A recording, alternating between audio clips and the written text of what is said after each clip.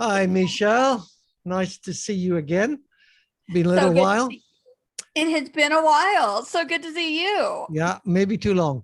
Uh, um, right, I've given a little bit of thought to our little chat today, and I thought we'd go for let's call it the R word. Oh dear. Any idea what the R word might be? I'm gonna take not a wild guess. Because we've talked about it. Revival. Yeah, you've got it. So, thinking about the R word revival. Okay, go on, let's go straight for it. What do you think about the word, the use of the word, the way that you see it being used? Let's start there for a start. Well, let me put some context around what I'm about to say is that um my influence of how I see the word and how it's used partly comes from me being in the United States. And as we've spoken of, that there are some cultural differences in the way that the church uses the term revival. And also there are really big differences within even within cultural demographics within like different streams or like expressions of Christianity. So that being said as context, I am kind of a word person, so context is Hmm. important. Um, I think it's overused and I think it's used incorrectly often. Okay. Mhm. So when I say it's overused in the US, I'm, been born and raised in the South. I'm in Northeast Florida, which most people consider to be Southeast Georgia. And so we have a lot of influence here from kind of fundamental evangelical expressions of Christianity. And it is very interesting. Like, and I, oh, even as a high school student, I was like, I don't get this. Mhm. And it's that you'd be driving down a country road and you'd see a church revival, 7 p.m., so and such and such. Okay. And I'd be like, wow, they're kind of like telling God when to show up. I mean, really? God's gonna show up at 7 p.m. on Tuesday?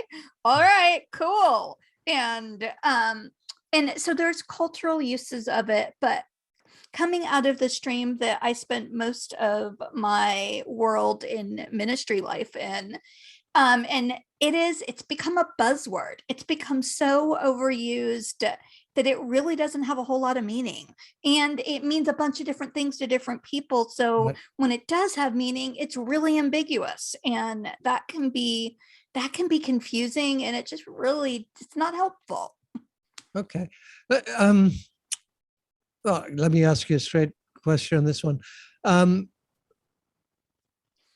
there's a culture that comes with what you've just described. Revival, it's enthusiasm, it's zest, it's zeal, Mhm. etc. Um, okay, let me ask you: do you think there's an upside to that? Um, I'm afraid to say I actually don't. Um, Okay. and part of that,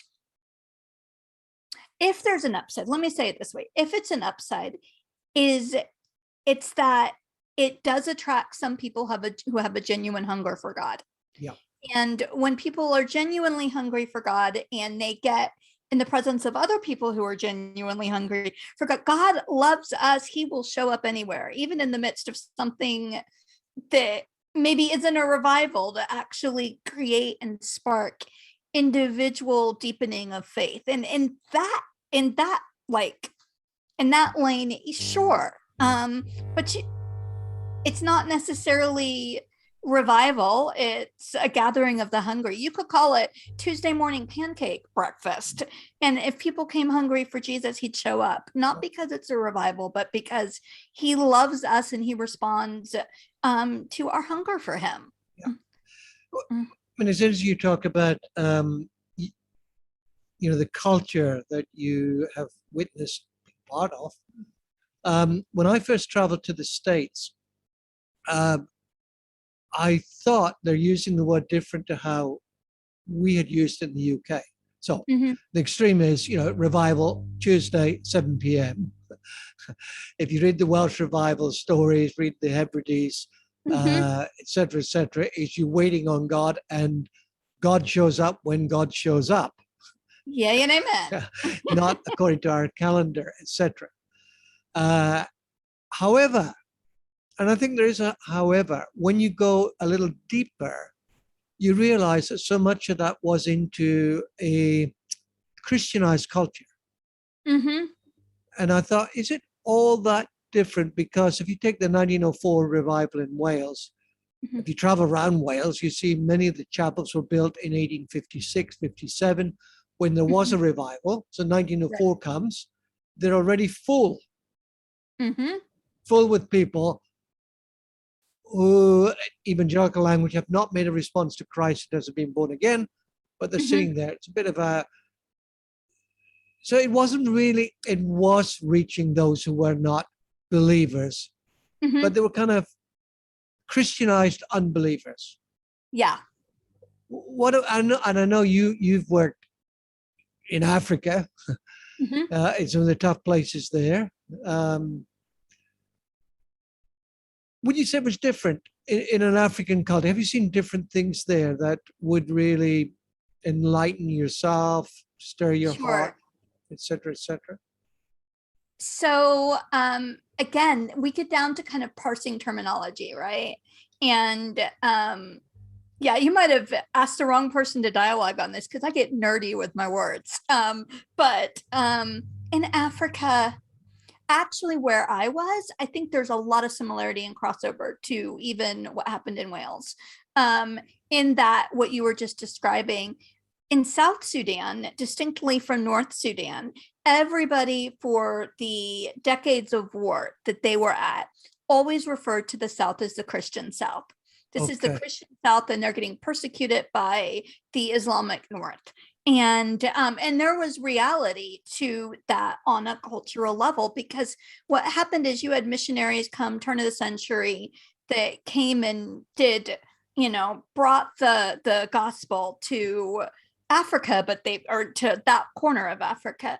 But as the stories that I was told went, they basically looked at the map of what is now South Sudan and said, okay, Roman Catholics, you get over here. The Presbyterians get this block up there. The Methodists, you can have here. And this is an English colony, so the Anglicans can go anywhere they want.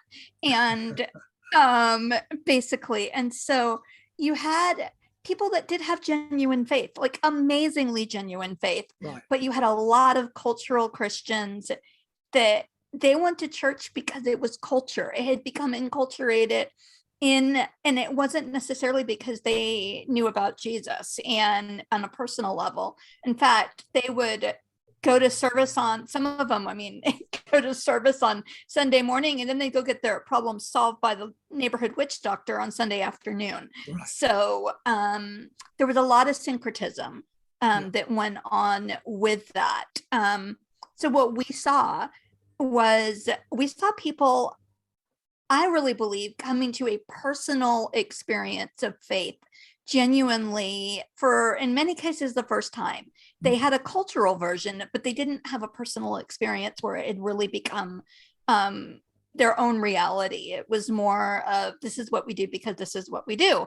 And also on an interesting side note is that because of how things were divvied up, it fused Christianity and the different denominational expressions thereof with tribal identity, because you had one tribe in the Northeast, you had another tribe in the West, and so what you did is you tangled up religious and political, religious and racial or tribal identity. You put them together, and that actually became really dangerous. And because it just deepened divisions that were already there. Amazing. Coming back to home, your home, my home, our context, Western context. Yeah. There is a tendency, which is to raise expectation. So I have a revelation. This is the month. This is the month of breakthrough. So here I have been struggling along, but whoa, the month of breakthrough. Let's go for it. I presume you've observed that in the culture we're looking at. Okay, what critique it? What does it do? What again? Is there anything helpful in that? Well, I think what it does is it confuses hype with hyping an event, hyping an expectation. And again, if there's anything that is helpful in it, it's that you're going to have hungry people show up in the same time in the same place with a somewhat, at least superficially aligned focus. Not saying they're superficial, but we have our one way that we're expecting God to show up. And the easiest way to miss what God's actually doing is to only have one way you think he's going to show up and be so focused on that. You miss what he's actually doing in the room. And maybe what you're looking for isn't in the meeting house. Maybe it's out in, your neighborhood pub or your barber shop, or it's somewhere out in the streets. It's not in the building. I'm going to stop you there, Michelle, because I would like to do a second one with you. And we might talk a little bit more about where you've just finished off. Okay. All right. So we'll see you back in a minute.